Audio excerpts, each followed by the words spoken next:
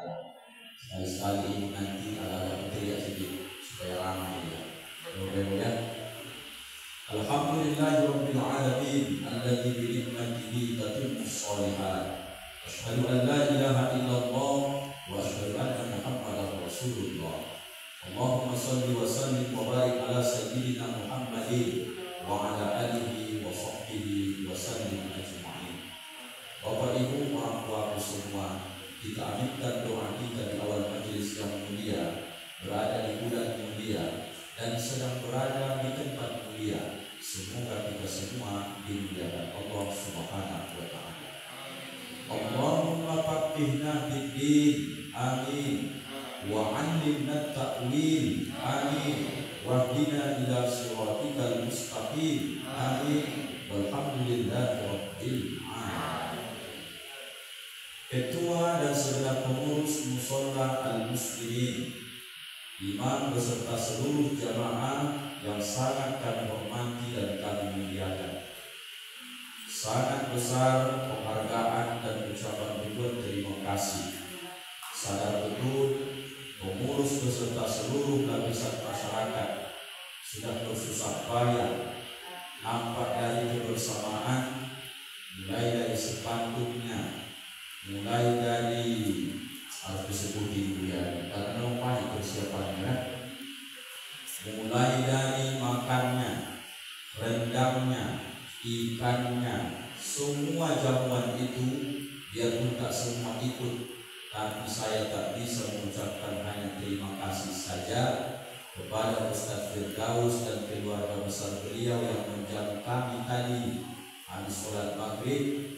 Doaku sampaikan kepada Allah, semoga beliau beserta ibu dan keluarga dan seluruh masyarakat di tempat ini Allah ridhoi dan masuk ke dalam surga, anak cucu keturunannya menjadi anak yang soleh dan solehah. Amin ya rabbal alamin. Guru-guru saya, para alim, para ulama, tokoh masyarakat, saya dengar tadi rupanya ini sudah hampir perbatasan jalur Gajah Brantia sekalian. Tinggal sedikit dari Tegelincir kita sudah masuk Rambak Tengah Hilir, batasnya sedikit. Kalau bisa nanti pas di persimpangan pulau dari tanah ya kan, separuh rumah itu kalau tinggal malam ini di sini Allah menjadi pematang perangan. Besoknya berkamar sebelah sini, malam juga bisa menjadi Rambak Tengah Hilir. Bayangkan ini satu keberkahan, syukurkan kepada Allah. Saya tidak menyangka harus sampai malam ini ke sini, karena ini mungkin tak kali keberapa membuat janji kepada Buya Firdaus. Malam ini Allah takdirkan Bapak Ibu kita bersua berjumpa. Alhamdulillah, saya senang, saya bangga. Ayahku, ibuku, keluargaku semua masih menyempatkan hadir malam hari ini, menunjukkan rasa takzim hormat. Ini semua silaturahim kita menjadi tambahan amal soleh bagi kita semua insyaallah. Amin ya rabbal alamin. Bapak Ibu udah kenal sama saya belum? Ya udah kenal, gak penting-penting kali itu ya kan. Sudah buat Firdaus di belakang, spanduknya besar-besar. Alhamdulillah, pasti ibu berbisik di belakang kan. Jawabannya beda pokoknya dengan aslinya. Gitu kan. Itu kerjaan Buya Firdaus tuh, editnya terlalu kontras sekali, jadi putih nampak. Begitu saya hadir di sini, bapak tengok, oh hitam kan Ustaz, ini mana tuh? Itulah hebatnya teknologi sekarang. Jadi Bapak Ibu, itu hanya sekedar perkenalan saja. Saya ini tinggal di Ujung Batu. Biarpun saya tinggal di Ujung Batu, yang paling terkenal di Ujung Batu itu Ustadz Pasir. Selain Ustadz Yuli Resman, Buya Firdaus lah. Karena saya divisi kajian di Al-Kufran. Jadi saya tinggalnya di Ujung Batu, terkenalnya saya itu bukan di Ujung Batu. Jadi terkenal beliau lahir di Ujung Batu ketimbang saya. Karena hidup ini itu dia.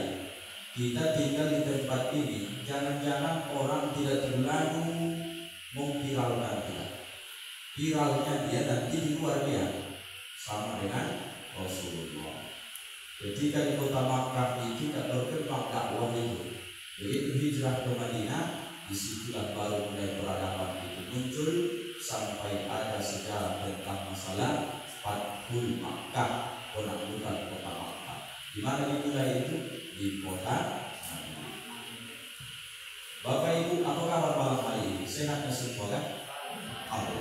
Goyang-goyang sedikit biasa itu, karena memang dari tadi hujan pula kan. Tak ada yang kita yang menginginkan itu, tapi Allah ingin menguji sejauh mana kira-kira keseriusan kita untuk berkorban untuk agama ini, termasuk korban waktu dan korban supaya tidak tidur dulu. Godaannya berat luar biasa. Tapi malam hari ini, tadi kita sudah masuk 27 Rajab, malam ini kita sudah masuk bulan 28 Rajab kan. Maka harus diingatkan jamaah kembali, usahakan di bulan Rajab, bulan Sya'ban, selesailah semua utang-utang puasa Ramadan kita. Kalau masih ada, saling mengingatkan. Suami, bapak, orang tua saya bertugas, ku anfusakum wa ahlikum naro, pelihara dirimu dan keluargamu dari api neraka. Salah satu, ingatkan anggota keluarga dalam urusan masalah kewajiban kita masing-masing. Nanti pulang bapak tanya gini, masih ada kodok puasa Ramadan tahun semalam? Kata istri, masih 2 lagi. Mulai malam ini, mulai siap-siap apa yang bisa dimasak. Nanti makan sahur, masak sama-sama kita makan sahur. Ditanya bininya, itu kalau puasa? Enggak, makan sahur aja kawani itu jadi. Penting ingatkan anak-anak yang mohon maaf tidak sekolahnya di pesantren, yang sekolahnya mungkin di SMP, SMA. Katakanlah dia tidak terlalu mendalami tentang pendidikan agama. Tugas bapak mengingatkan anak gadis, anak lajang kita itu. Masih ada puasa Ramadan tahun semalam yang belum kau ganti, dia tak ngerti kodok. Yang ngerti kodok anak pesantren, dia dah tahu itu. Masih ada ayah, kata anak gadis kelas 1 SMP ini, mulai besok puasa kau. Apa niatnya ya? Kodok, tak bisa bahasa Arab atau bahasa Indonesia. Aku niat puasa besok hari mengkodok puasa Ramadan karena Allah Ta'ala. Sah itu ya, sah puasa besok. Ingatkan Pak, jangan dianggap itu sepele, karena itu hutang yang berkaitan dengan Allah. Pahamnya ibu kan? Kalau udah paham nggak bisa pulang dari dulu. Belum lagi. Malam ini karena penceramahnya orang Medan, tak bisa kita luput dari pantun ikan sepat, ikan gabus lebih cepat, lebih bagus. Daripada nanti ikan kakap, ikan lele, banyak cakap jadi bertele-tele. Tapi lebih mantap dari Ustaz Firdaus, ikan sembilan, ikan mujair. Nanti kalau saya pulang bertanda itu sudah cair. Itu lebih hebat lagi. Sahabat saya, kawan-kawan. Kita batasi malam ini peringatan Isra Mi'raj kita dengan 3 saja. Habis 3 ini, insya Allah kalau tidak larut malam nanti Bapak Ibu, kami masih ada dari agenda 1 lagi dengan Ustaz Firdaus. Seorang putih nanti kalau selesai ceramah masih lapar makan lagi kita, kata beliau. Ya kan ya? Habis ini nanti kalau saya masih lapar makan saya lagi di rumah beliau. Makan di rumah orang baik, orang soleh itu bagus, berkah, enak pula. Ya kan ya? Habis ini nanti kalau lapar saya minta balik makan lagi. 3 saja. Bapak Ibu, apa yang dekat sungai dekat kampung kita ini selain Batang Lumbu, ada di sini sungai Ustaz? Agak jauh mungkin kan? Peringatan Isra Mi'raj ini supaya mendekatkan paham.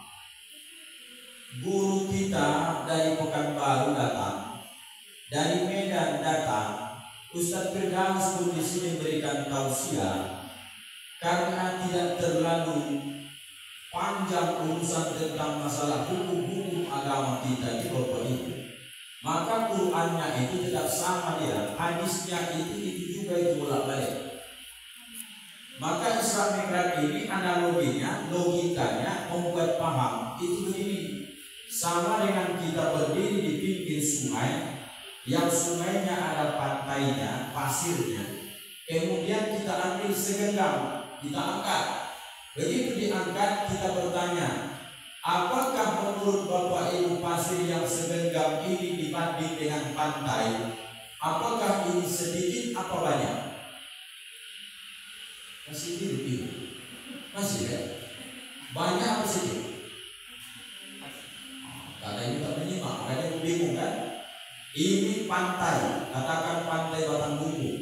Saya katakanlah mohon maaf jongkok di pinggir pantai. Saya ambil pasir segenggam, kemudian saya angkat. Saya bertanya ke ibu, pasir yang segenggam ini dibanding dengan pasir di bantaran sungai ini kira-kira banyak apa sedikit? Ibu pasti berkata sedikit. Kenapa saya tanya bapak-bapak? Bapak-bapak udah lulus dia, udah tahu dia hukum. Saya bawa pulang, kemudian saya bertamu ke rumah Ustaz Firdaus. Saya bawa pasir segenggam ini. Begitu sampai di rumah beliau, saya taruh di atas lantai, kemudian saya panggil, ya tolong di sini, panggil juga istri. Saya juga dibawa istri, kalau bisa sekalian panggil Pak RT. Apa ceritanya Ustaz Putih? Ada ini yang hal sangat penting. Begitu dipanggil Pak RT datang, istri beliau, dia juga kumpullah kami di situ berenam. Apa tujuan Ustaz kumpulin kami? Kata Ustaz Firdaus, saya bilang, mari sama-sama kita hitung pasir ini dulu satu persatu. Kalau dihitung satu persatu pasir ini Bapak Ibu, apakah masih tetap kita mengatakan sedikit atau banyak? Kita akan berkata, ini kurang kerjaan Ustaz, banyak betul nih, padahal segenggam. Begitulah memahamkan Isra Mi'raj ini. Kalaulah diurai satu persatu Bapak Ibu, panjang dan luar biasa cerita Isra Mi'raj ini. Ustaz dari Pekanbaru, dari mana dia mulai? Mungkin dia mulai dari pembelahan dada saja. Ustaz yang dari Rokan-Hulu nanti Pasir Pengarayan Penceramah, dia mulai dari Amul Husni Cita-Cita. Datang Ustaz dari Medan nanti dari mana dia mulai? Mengenai tentang alam amsal. Datang Ustaz nanti dari Sumatera Barat berceramah, dia ambil dari tentang cerita pembentukan sholat Mi'raj dan Nabi. Maka seorang putih tak mau cerita itu lagi, itu biasa. Ini yang diceritakan ini luar biasa. Seluar biasa apa Pak Ustaz? 3 saja. Ending cerita Isra Mi'raj pasti Bapak Ibu tak perlu diajari titik berenang, pasti semua berkata, sholatkan Pak Ustaz? Iya. Maka manusia ini karena dia sifatnya pelupa, dibuatlah menjadi adilun nasihat, agama ini nasihat. Maka di Quran itu pun banyak kalimat itu berulang-ulang dibuat Allah. Kenapa berulang-ulang? Karena Allah itu tahu manusia ini pelupa. Diingatkan terus. Mana Quran itu berulang-ulang Ustaz? Yang paling gampang yang Bapak Ibu hafal pasti berkata tentang surah Al-Rahman. Dimulai ayat ke-13, bagi ayyi ana rabbikuma tukadziban. Ditanya orang, berapa kalikah kalimat bagi ayyi ana rabbikuma tukadziban dalam surah Ar-Rahman? Tinggal membalikkan saja. Kalau angka 13, angka 1 baru 3, tinggal pindahkan saja. Angka 3 ke depan baru 1. Berapa itu Bapak Ibu? 31. Apa anda seringkali diulang-ulang Allah itu? Maka nikmat Tuhan yang mana yang kamu dustakan? Kalau sesuatu dalam tafsir itu diulang-ulang oleh Allah, pasti informasi itu penting. Kalau bunyi di mikrofon musola al-muslimin, inna lillahi wa inna ilaihi raji'un, apa sekali dia diumumkan? Tidak. Paling sedikit 2, kami jumpa 3. Kenapa mesti diulang? Karena informasi itu penting. Maka kita ambil, kalau cerita tentang masalah sholat, berarti malam ini kita cerita 3 perkara tentang bagaimana cara memakmurkan musola al-muslimin. Satu, tidak bisa dipungkiri Bapak Ibu, bangun fisiknya itu kaji kita nomor satu. Supaya menjadi syiar di kampung kita ini Bapak Ibu, pikirkan musola al-muslimin ini ada harta kita di sini menempel biarpun sepotong batu bata atau batako. Man bana masjidan, kata Nabi, siapa yang membangun masjid, kan musola nih Pak Ustaz, nanti kalau udah rame masjid juga itu. Sama itu Pak Ustaz ya, sama. Bedanya cuma saja masjid nanti dipakai sholat Jumat, ini hanya dipakai sholat 5 waktu. Asal katanya kan sama juga semua. Sajadah kan sujud juga, tempat sujud Bapak Ibu kan. Jadi jangan sampai kita dilalai. Saya termasuk ustadz yang tidak setuju apabila mengadakan pembangunan rumah ibadah, kita harus mencari donatur di luar kampung kita. Izin maaf yang mendengar ceramah, termasuklah kadang-kadang pemerintah setempat. Kenapa ustadz tidak setuju? Jalan ceritanya begini. Kalaulah musola al-muslimin ini sedang membangun teras, pas diumumkan panitia pembangunan musola, apakah sama orang mendengar informasi dan menyambut baik? Jawabnya tidak. Ada yang ketika diajak membangun musola, mau bangun masjid, langsung bisik-bisik dia. Mereka yang kaya-kaya itu sajalah, aku tak usah. Asal diajak bangun masjid, bangun musola, aku semenjak lahir sebelum tinggal di sini dulu Pematang Barangan ini, aku tinggal katakan di Oka. Di Oka tinggal, cerita bangun masjid juga. Pindahlah ke Pematang Barangan, kupikir karena dekat Islami tak bangun musola, bangun juga. Sampai-sampai apa kata dia? Di dunia ini bangunan yang tak siap-siap tengok musola lah kata dia. Bayangkan Bapak Ibu, sudah tak menyumbang komentar lagi. Ada warga kaya begitu ya. Jangan dijawab, bahayanya kita jangan. Ada sebagian memang kita berkomentar, diam aja. Tapi apapun diminta tak dapat. Diajak gotong royong supaya dia bersedekah dengan tenaganya, tenaga pun tak dapat.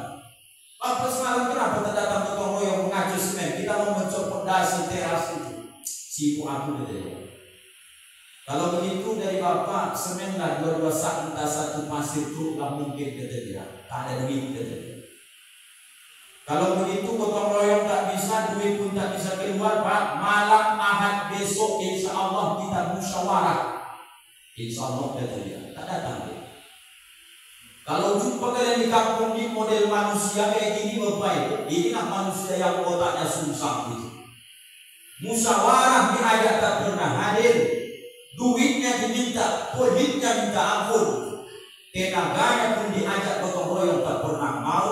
Merasa orang padang lawasnya, itulah yang disebut dengan manusia penghambat pembangunan. Pasal paham ceramah Ustaz supaya dengar yang di luar yang tak datang. Allah Akbar. Kalau Bapak Ibu ditakdirkan Allah di Pematang Barangan, ada di sini TPA, ada TPU ke depannya besok. Apakah MDA? Intinya untuk syiar agama. Baca ayatnya. Wa may yu'azzim sya'airallah fa innaha min taqwal qulub. Menerjemahkannya jangan dari pangkal ke ujung supaya paham, karena kita ini orang Indonesia. Terjemahkan dari ujung ke pangkal. Gimana caranya? Zigzag dia. Dalam tafsir tak boleh Pak Ustaz, mendekatkan paham supaya cepat nangkap boleh. Caranya gimana? Menunjukkan ketakwaan di dalam hatimu kepada Allah bagus. Wa may yu'azzim sya'airallah, dan orang-orang yang ingin mengagungkan syiar-syiar Allah Balik terjemahnya, gimana caranya? Kalau orang sudah mulai Bapak Ibu ingin menunjukkan semarak syiar-syiar agama, bangun musola dia terdepan, bangun MDA dia terdepan. Asal cerita tentang Isra Mi'raj dia paling banyak sumbangan. Cerita Maulid Nabi dia selalu terdepan. Itu menunjukkan karakter orangnya, berarti hatinya itu sangat-sangat takut kepada Allah. Al-Quran itu. Jadi Bapak Ibu keluargaku, bersyukurlah kepada Allah ditakdirkan di satu tempat yang musola al-muslimin belum siap. Jangan pernah bangga kalau ada orang kaya dari Pekanbaru datang ke sini. Apa kata dia? Berapa lagi butuh kira-kira pembangunan untuk letter L sama U-nya sekalian sama pelataran ini, kata dia. Aku lagi banyak duit ini, biar ku borong semua, kata dia. Kira-kira Bapak Ibu terima atau tolak?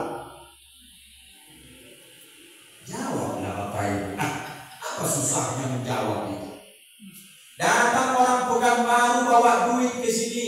Mungkin dia nampak musola ini belum siap teras, pelatarannya masih berlumpur. Kata dia, aku borong semua, kata dia. Bapak Ibu terima atau tolak? Terimalah. Itu normal Bapak Ibu. Tapi jangan salah Bapak Ibu yang dimuliakan Allah. Kalaulah orang kaya itu memborong semua pembangunan ini, wajib hukumnya kata Rasulullah, la hasada illa isnatain. Jangan kalian pernah iri hati menengok orang kecuali dalam dua keadaan. Salah satunya, kalau datang orang Pekanbaru memborong pembangunan ini karena dia banyak duit, wajib kau iri hati nengok dia. Kenapa kau iri hati? Ya Allah, tidak mampu aku lakukan, dia punya harta, dia infakkan segitu banyak. Kapan aku punya harta supaya bisa macam dia itu, ya Allah? Boleh Bapak Ibu terima, boleh. Tapi Bapak Ibu rugi, hilang kesempatan. Apa itu? Man bana masjidan, siapa yang membangun masjid, kata Nabi. Apakah satu orang satu musola satu masjid? Bukan. Nabi tahu kadar ekonomi kita ini. Beliau menyebut kabar hasil kototin au asgoro, hanya seumpama seperti tempat burung bertelur saja. Satu batako setengah batu bata kecil tempat burung bertelur. Segitu pun dia tak mampu. Au asgoro, mungkin dia segitu pun tak mampu. Lebih kecil dari itu, kata Rasulullah. Manallahu lahu baitan fil jannah. Biarpun cuma segitu sumbanganmu, sudah dibangunkan kau besok istana di dalam surga. Maka jangan bangga masyarakat kita kalau ada orang yang tak tinggal di sini, dibangunkannya kita bagus-bagus masjid musola, dia sedang menghilangkan kesempatan kita dapat rumah di dalam surga. Maka panitia pembangunan musola al-muslimin ini adalah wakil Allah. Dia sedang berkata, wahai hamba-hamba Allah, ketahuilah bahwa kalian yang pegawai yang dapat gaji bulanan itu semua sebenarnya jabatan itu yang punya adalah Allah.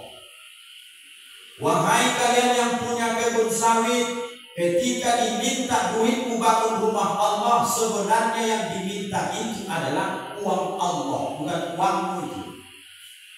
Tapi orang berkata, nantilah Pak Ustaz, nantilah Pak Ustaz. Bayangkan Bapak. Saya dekatkan paham begini supaya makin sadar kita beragama. Saya pinjam duit Ustaz Firdaus 100.000. Saya bilang, tolong bantu saya biar siap, kata beliau. Insya Allah 3 hari ke depan saya balikkan. Oke, tak masalah. Saya tidak bilang. 3 hari ke depan beliau menagih saya besaran putih jatuh tempo. Berarti beliau sayang sama saya. Pertanyaan, apakah ketika beliau mengingatkan duit yang saya pinjam, pantas dan saya marah Bapak Ibu? Tidak kan Bapak Ibu? Maka itulah cara berpikir orang beriman.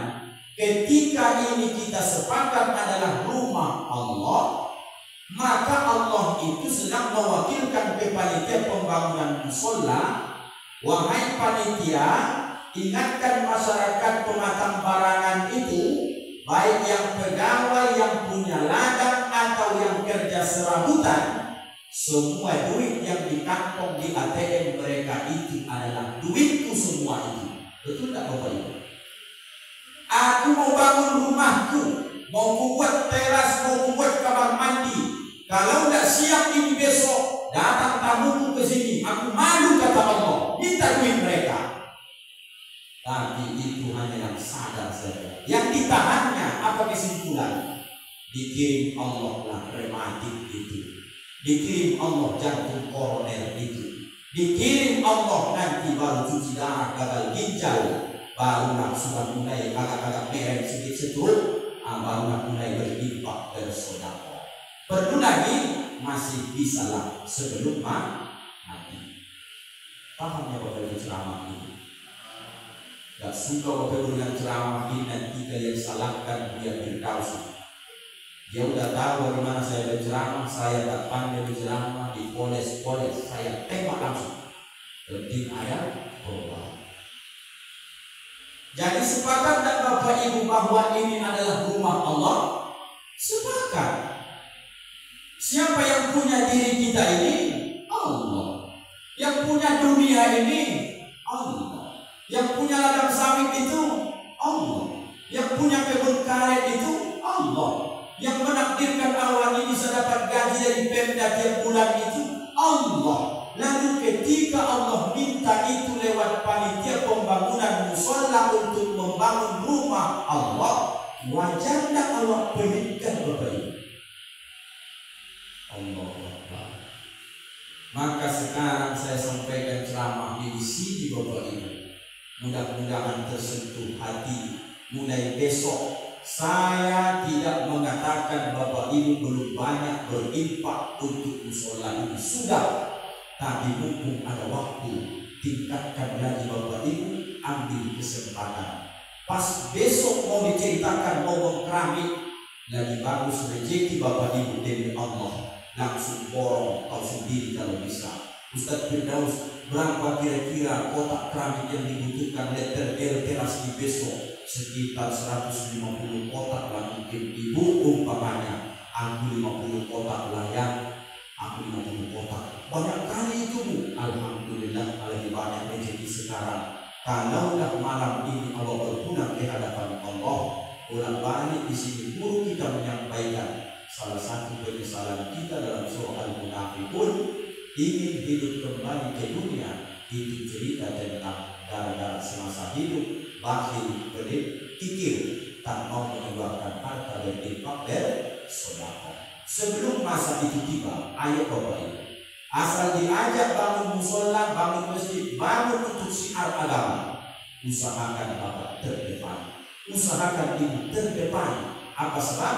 Kilas balik peristiwa Isra wal Mi'raj, itulah yang dibuktikan oleh istri beliau Khadijah al-Kubra, istri Nabi Muhammad sallallahu alaihi wasallam. Habis-habisan untuk syiar agama.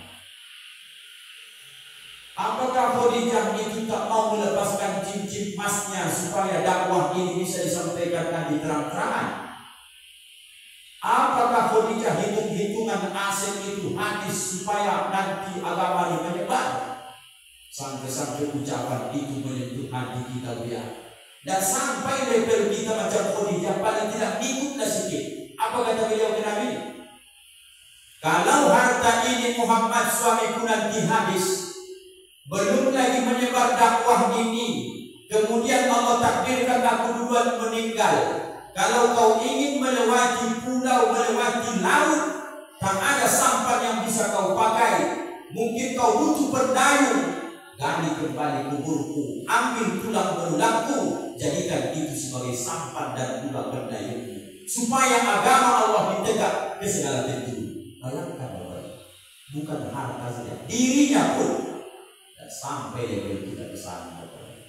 Maka cerita Islam memang kita sedang cerita tentang memakmurkan masjid, mengenang betapa dermawannya perjuangan Khadijah dan Nabi Muhammad Sallallahu Alaihi Wasallam. Lupa dia untuk dirinya, saking cintanya untuk syiar agama. Kita masih ada di ATM 1 juta 2 juta saldo. Di jari manis masih ada cincin emas. Tapi kalau cerita besok lucu-lucunya Bapak Ibu, asal cerita mengenai kurban, mendadak miskin orang semua hari ini. Tapi asal cerita zakat fitrah besok, mulai ada bisik-bisik karena sedikit mampu orang. Tapi kalau cerita untuk membagi kupon kurban, kalau tak dapat dia mengamuk, dia menjadi merajuk, apalagi tak datang dia sholat lagi ke musola. Ini kasus memprihatinkan. Insya Allah di tempat kita ada yang seperti ini.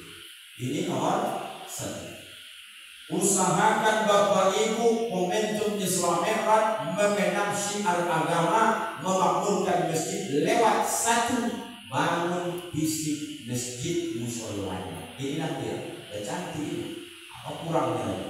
Tinggal teras saja, mainkan Bapak Ibu. Itulah gunanya Isra Mi'raj ini.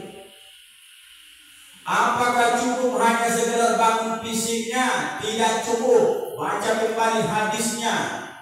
Rupanya salah satu pertanda hari kiamat itu Bapak Ibu yang dimuliakan Allah, berlomba-lomba di akhir zaman ini membangun masjid. Sudah cantik, muar si kurang cantik. Sudah mewah, bongkar lagi masih kurang mewah. Masih layak, bongkar lagi, ganti lagi.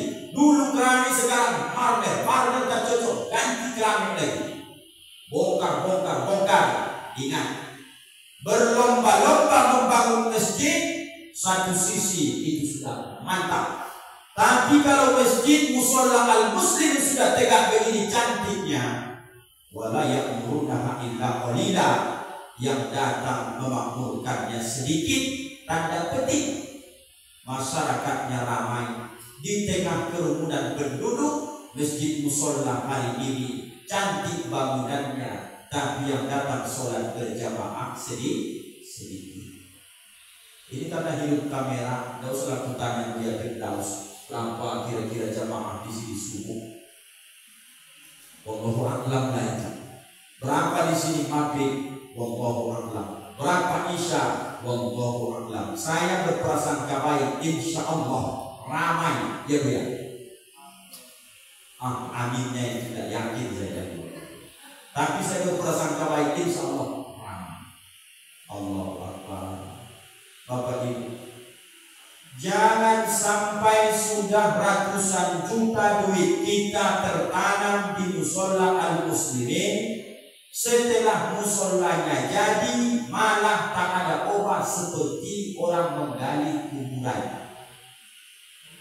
Berlima orang itu menggali kuburan, yang 5 ini setelah kuburan itu digali Bapak Ibu, maka yang satu ngomong ke kawannya, kayaknya Bang, yang meninggal ini kayaknya sepanjang sebesar abang lah. Maksud kau apa, kata dia?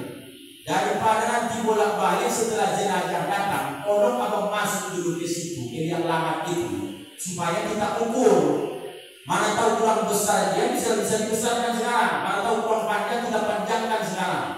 Pertanyaan, maukah orang yang sepadan, besar badan, tinggi badan dengan jenazah itu masuk? Kau aja lah, kata dia. Kalau kamu orang Medan kan gitu, kau aja lah, kau pun bisanya itu, kata dia. Datang yang satu, kau aja lah. Bertengkar mereka gara-gara mau masuk ke liang lahat percobaan, padahal yang menggali kubur tadi mereka bersama-sama membangun musola al-muslimin, masing-masing mengeluarkan harta, ada yang pasir, ada semen, ada batu bata.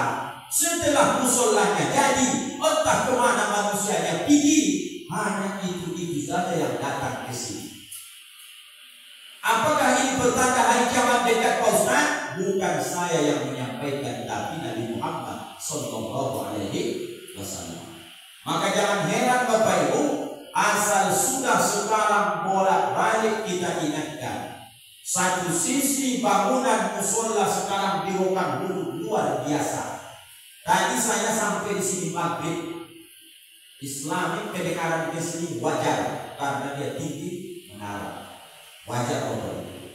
Tapi kalau sekelas kita ini dari situ saja bersahutan ke sini Bapak Ibu, berarti dari situ jarak ke sini cukup dekat kan Bapak Ibu.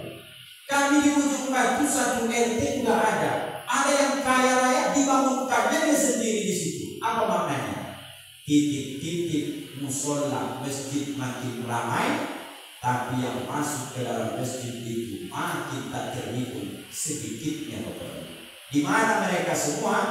Mereka menganggap jangan-jangan hanya sekedar seremonial saja. Awas, hati-hati. Apa kehati-hatian? Kalau orang kafir itu dia jelas statusnya tentu tak usah ditunggu-tunggu untuk ikut sholat berjamaah. Tapi yang berbahaya ini adalah orang yang KTP-nya Islam, statusnya Islam, buku nikahnya Islam, dan dia pun mengaku dia Islam.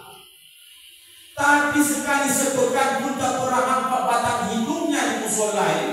Hari Jumat pun kalau datang selalu terlambat. Baca dalam hadis Nabi. Ini manusia model kayak gini, manusia apa ya? Dia itu adalah orang munafik.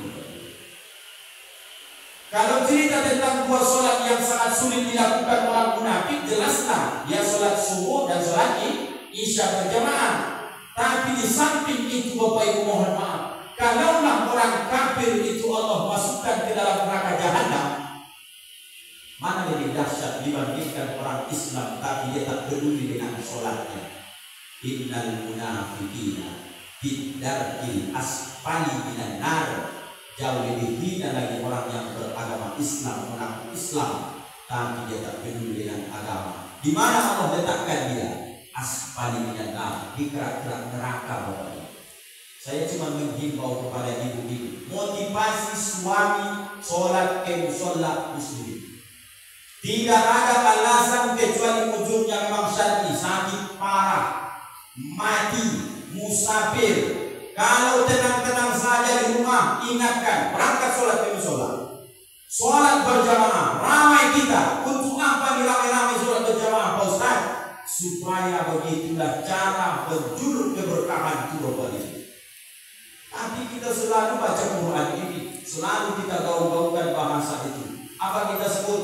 Walau anna ahlal qura amanu wattaqau lafatahna alaihim barakatin minas samai wal ardh. Jikalau beriman satu kampung itu dan bertakwa, maka janji Allah, bagaimana kami tahu kami beriman dan bertakwa? Baca hadis Nabi. Salah satunya ciri-ciri orang beriman itu adalah orang yang mondar-mandir dia ke masjid. Jadi kalau kalian nampak kata Nabi ada orang-orang yang selalu mondar-mandir ke masjid, zuhur datang, asar datang, maghrib datang, isya datang, subuh pun dia datang, pasti beriman. Saksikan itu orang beriman itu kata Nabi. Jadi kalau yang tak datang-datang itu Bapak Ibu, itu jadi masalah itu. Apapun dibuat tak ada yang cocok sama dia. Dengan ceramah pun panas telinganya, diingatkan pun tak masuk sama dia. Maka ingatkan mereka demi Allah. Kalaulah gara-gara harta itu kau yakin kau akan hidup bertahan, mestinya korun itu jauh lebih bertahan hidup sampai sekarang. Mana korun itu mati juga. Kalaulah gara-gara jabatan itu membuat sibuk tak sholat, tak sempat ke al-muslimin, padahal tinggal di sini, tak pernah datang sholat berjamaah, mati. Tidak takut malaikat maut gara-gara jabatan menghambat kematian, mati juga. Kalaulah bisa gara-gara jabatan menghambat kematian, mestinya malam hari ini Buya yang masih hidup adalah Fir'aun. Dari sudut mana Bapak Ibu mau datang? Saya sibuk Pak Ustaz. Allahu Akbar. Lebih sibuk mana kita dibandingkan dengan Nabi Muhammad sallallahu alaihi wasallam? Tetap juga beliau tercatat dalam sejarah. Dalam fikih masih ada bab tentang sholatul khauf, sholat rasa takut dalam berperang. Apakah Nabi itu sholat sendiri-sendiri dalam berperang ketakutan pun ada bab menjelaskan tentang sholat dalam berperang berjamaah. Ini sekarang dunia ini aman, negara aman. Tidak ada tentara Israel di situ pegang senjata. Asal kami situ tembak kau dari dia. Tak ada. Tak datang juga dia. Demi Allah. Mati orang itu malam itu pastinya selesai. Asalkan Ustaz ngomongnya. Itu tak salah-salah. Kedengaran keluar itu ya. Nanti aku udah semangat tanya dengan keluar. Ini penting Bapak Ibu. Karena ini bukan seremonial. Saya tidak ingin tahun ke tahun peringatan ke peringatan habis itu selesai loyo balik. Harus digasnya. Buya Firdaus tahu betul karakter saya. Berceramah saya tidak pandai itu dembut-dembut.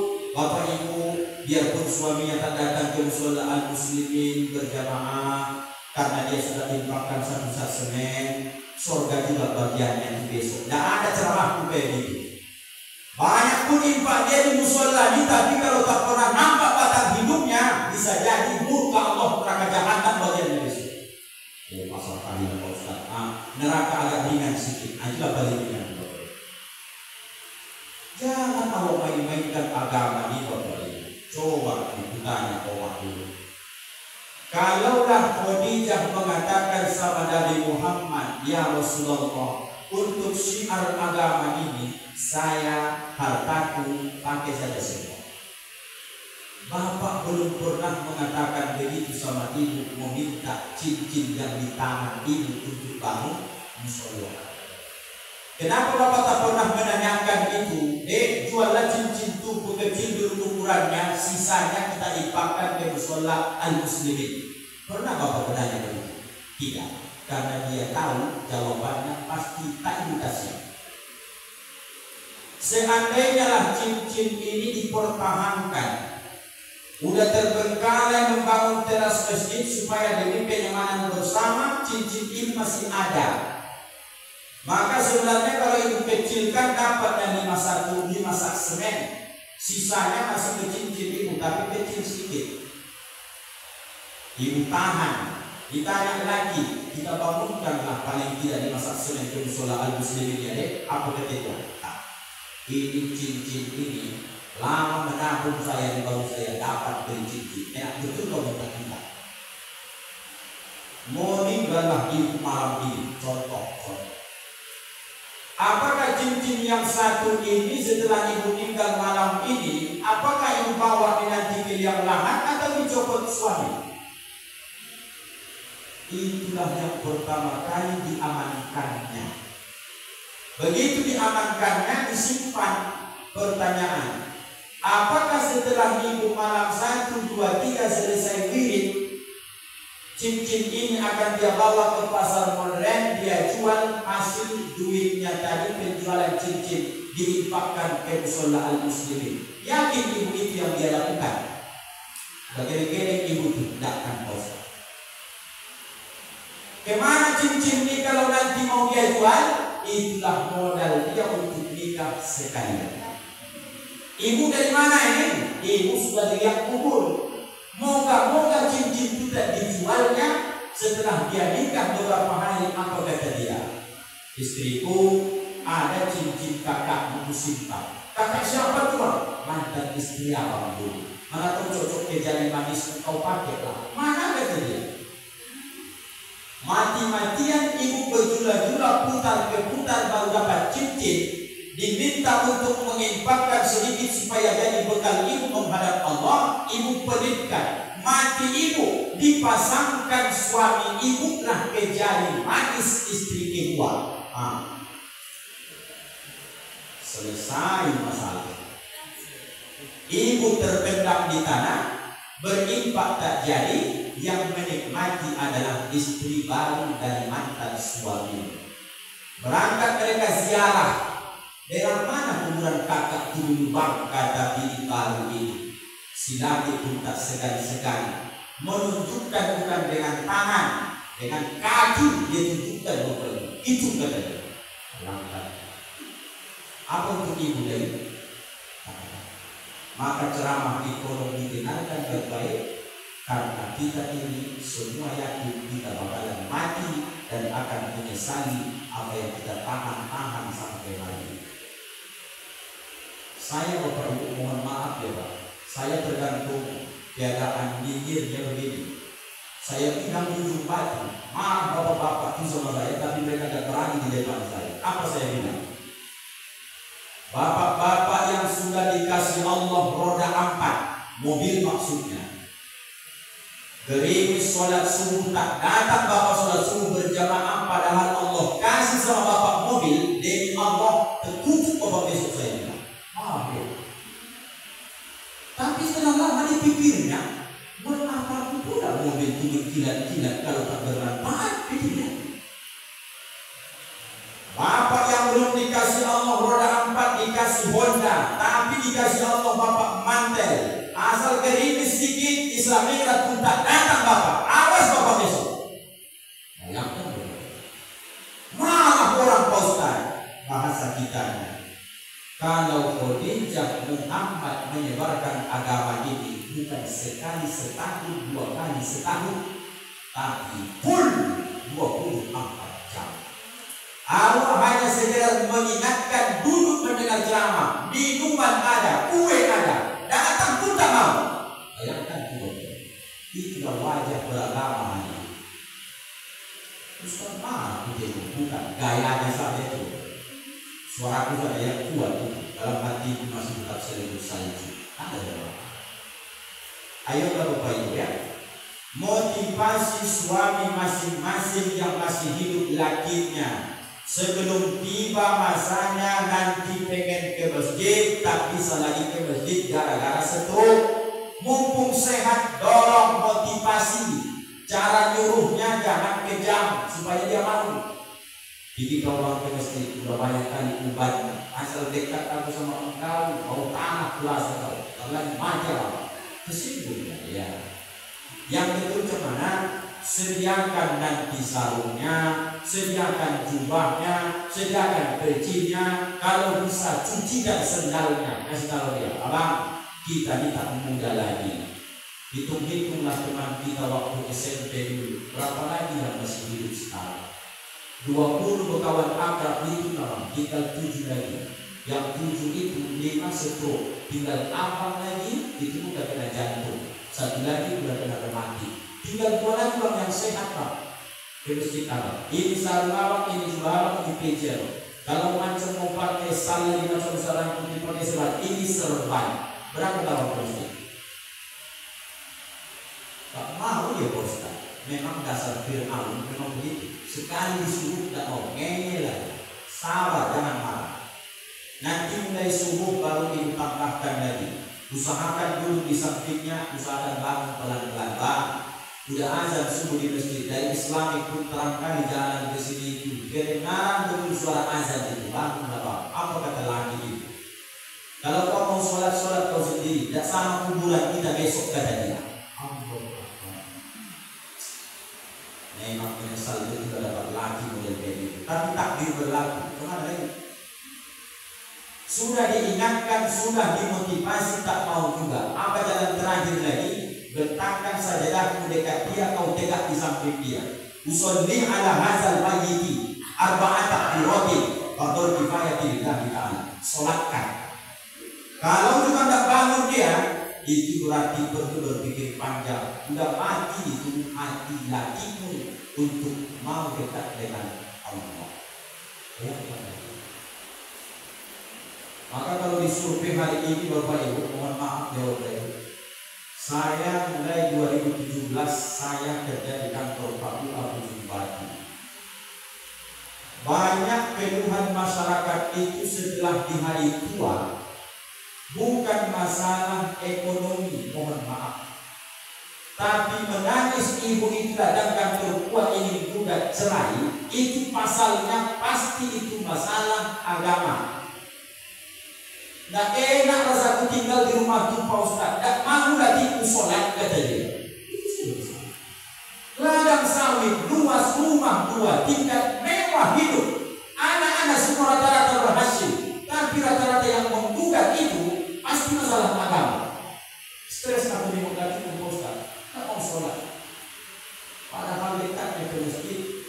sekali perasaan Ustaz. Karena si ibu bolak-balik majelis taklim, bolak-balik dengan ceramah, hidup hatinya bapak sibuk terus. Banyak saya hadapi yang kasus seperti itu. Stres di hari tua disebabkan pasangan hidup tak mau ibadah, terutama sholat. Apalagi dapat lagi tak mau pulang puasa Ramadan, Allah Akbar. Apalagi dapat pulang lagi sehat badannya dan mau berjamaah ke masjid, Allah Akbar. Sebesar apapun rumah itu, sebanyak apa duit itu, maka hidup itu akan dicabut Allah berkahnya. Karena di rumah yang ada orang di situ tak sholat, maka itulah yang mengundang para petaka di rumah itu. Ayah yang kaya raya rumah besar tak sholat, sebenarnya hatinya itu sedang gersang, hatinya sedang galau, tapi tak bisa menceritakan keadaan itu. Khusus keluarga yang mendengar ceramah ini, ayolah sama-sama memotivasi diri, terutama bapak-bapak yang laki-laki, datanglah sholat berjamaah ke mushola al-muslimin supaya berkah kampung awal. Yang ketiga, yang terakhir, apakah cukup membangun fisiknya saya? Tidak. Apakah cukup mengisi dengan sholat berjamaah saya? Tidak. Yang ketiga, harus dihidupkan taklim ataupun pengajiannya. Kalau mau contoh kami di Ujung Batu, antara maghrib isya kami buat itu kajian sekali sepekan, Rabu malam Kamis. Subuh Ujung Batu mulai dari subuhnya nanti Senin, Selasa muzakarah, Senin Rabu, Senin Kamis, Senin Jumat, Senin subuh Sabtu sampai Senin Ahad Akbar. Pasir Pamarayan juga dalam pantauan sudah mulai hidup, ya kan dia? Tapi jangan sampai ketinggalan musola kita. Buat di sini sesering mungkin kajian, syukur radius tempat ini tak jauh dari kota, Ustadz melimpah di sini. Jangan mau bapak itu ketinggalan. Biar kita status musola tapi kajiannya harus nomor 1.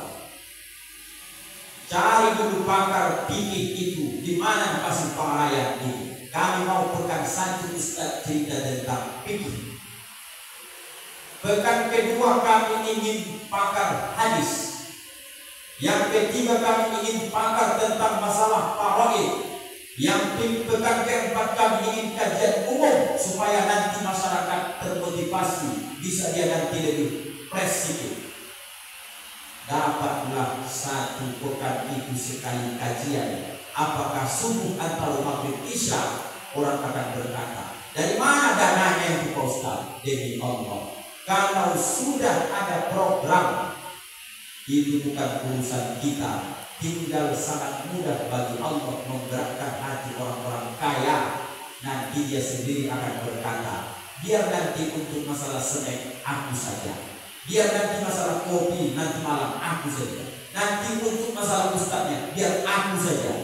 Kampung-kampung sekarang sudah bergerak, daerah padang lawas di pelosok sekalipun sudah mulai kembali bangkit menghidupkan kajian-kajian, padahal mereka jauh di pelosok sana. Jangan tinggal al-muslimin dekat dengan Islamic Center, dekat dengan Pasir Pamarayan kota. Allah hidupkan di sini kalau bisa al-muslimin jadi percontohan kajian rutin, dicontoh oleh masjid-masjid lain dari al-muslimin. Kalau seandainya itu sudah terjadi, udah awak buat, tingkatkan. Kalau orang mengejar sesuatu tempat itu susah, mungkin karena dia jauh di pojok saja.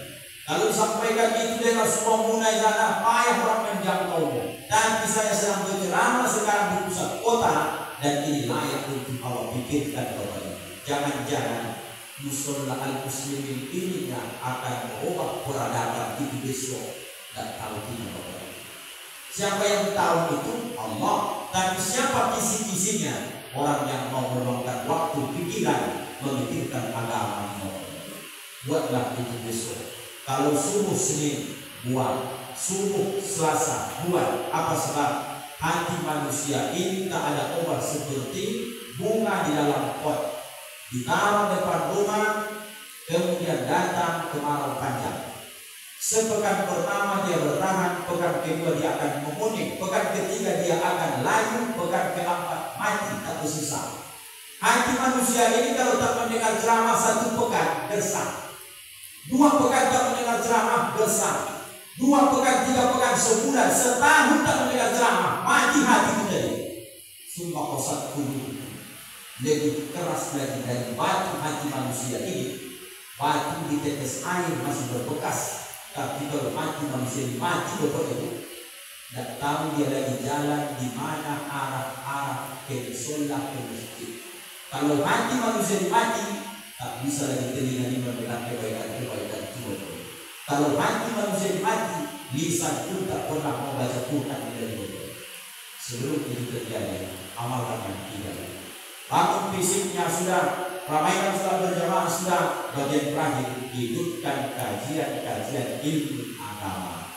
Kalau mengaji jalan terus, nanti hati itu makin lama terkikis, bersih dia, maka nanti hasilnya tengok Bapak Ibu. Assalatu wassalamu alaik. 5 menit lagi azan berkumandang. Sudah ada ayah saya, ibu saya di sini yang sudah selesai sholat sunnah tahiyatul masjid atau musola. Kalau nanti ini program ini berjalan, maka orang sebelum azan sudah duluan sampai ke masjid musola al-muslimin.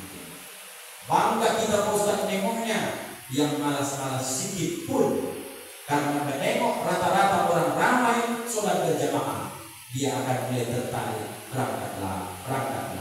Siapakah yang paling banyak dapat pahala? Man dalla ala khairin falahu mislu ajri fa'ilihi. Siapa orang yang menunjukkan kebaikan, atau hanya menunjuk satu saja kebaikan, maka diikuti oleh orang lain, dia terus akan dapat transfer pahala. Siapa itu?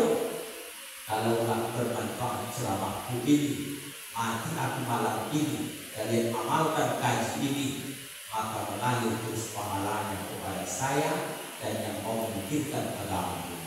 Saya ucapkan sama Bapak Ibu selamat untuk melakukan program ini dengan sungguh-sungguh. Jauh kami datang ke Tarwiyah Firdaus dari ujung batu. Bayangkan Bapak Ibu, ujung itu tak ada lagi lebih jauh dari ujung, betul tak? Udah di ujung batu lagi, di atas batu kita ada pasir, tak ada apa lagi. Udah di ujung betul. Kalau bukan karena panggilan dakwah ini supaya selamat awal dunia akhirat, menimbang banyaknya lubang genang air, dan bisa berangkat betul. Tapi karena ini itu kasih sayang, ini masanya harus beginilah Bapak. Tolong Bapak Ibu, kita sama-sama pikirkan program yang bagus ini. Insya Allah. Kusangka terbit bulan purnama, rupanya tak muncul juga. Sampai di sini Bapak Ibu ceramah kita, mudah-mudahan kita bertemu dari kesempatan kedua. Dadah. Mana kamera? Mudah-mudahan bertemu.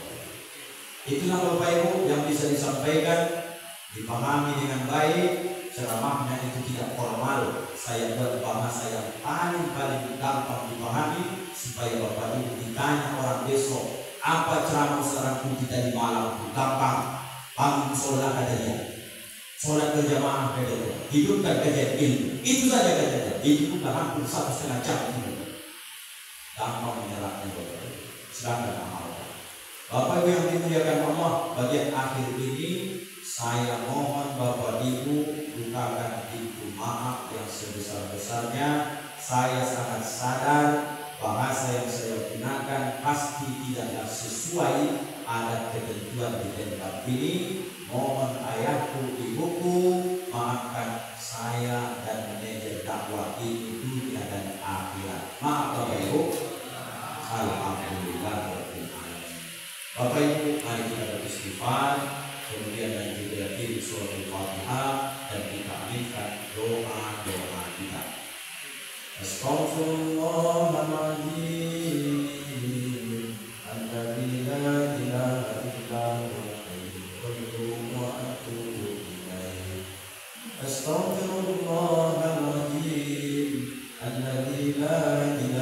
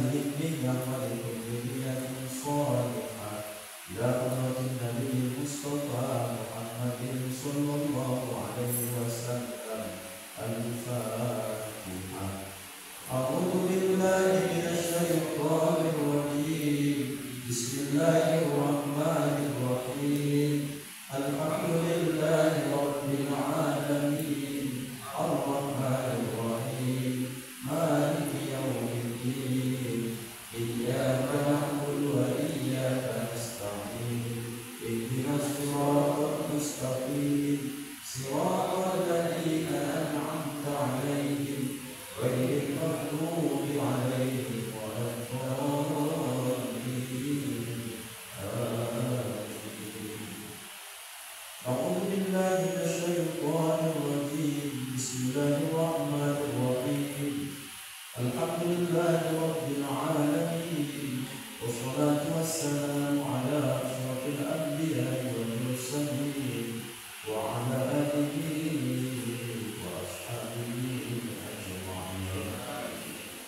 اللهم اجعل جمعنا هذا جمعا مرحوما، وتفرقنا من بعده تفرقا معصوما. اللهم بارك لنا في رجب وشعبان وبلغنا رمضان. لا إله إلا أنت سبحانك إنا كنا من الظالمين.